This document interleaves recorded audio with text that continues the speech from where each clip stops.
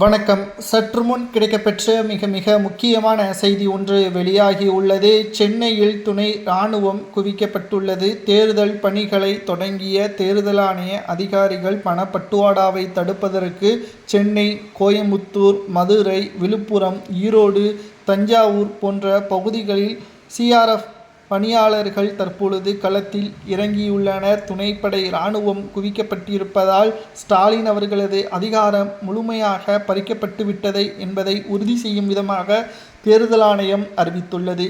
காவல்துறை தனது கட்டுப்பாடு ஸ்டாலின் அவர்கள் 5 ஆண்டுகள் வைத்திருந்தார். தற்பொழுது தேர்தல் ஆணையத்திற்கு வந்துவிட்டது. இன்னும் 2 வாரம்தான் அதிகாரப்பூர்வமாக ஸ்டாலின் அவர்கள் ராஜினாமா கடிதத்தை ஆளுநரிடம் சமர்ப்பிக்க வேண்டும். தேர்தல் பணிக்காக சுமார் 40 லட்சம் வரைதான் செலவு செய்ய வேண்டும். கூடுதலாக செலவு செய்தால் அந்த தொகுதி மக்கள் மத்தியில் வந்த புகாரின் அடிப்படையில் அவரது வங்கி கணக்குகள் பறிமுதல் செய்யப்படும். உறவினர்களது வங்கி கணக்கை தேர்தல் ஆணையம் கண்காணிக்கும் என்பதையும் தேர்தல் ஆணைய அதிகாரிகள் தெரிவித்துள்ளனர். திமுக வெற்றியடைவதற்கு சாத்தியக்கூறுகள் இருக்கிறதா என்பதை நாம் பார்க்கும் பொழுது நிச்சயமாக கிடையாது.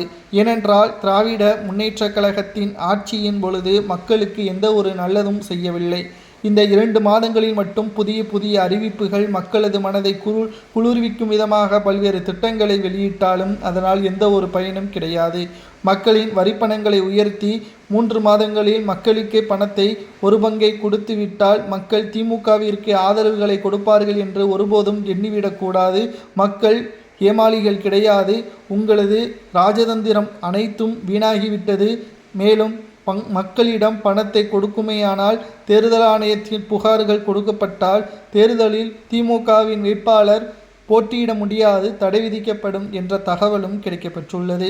மேலும் துணைப்படை இராணுவம் குவிக்கப்பட்டிருப்பதால் பரபரப்பான அரசியல் களம் சூடுபிடித்து விட்டதை நம்மால் உறுதிப்படுத்த முடிகிறது.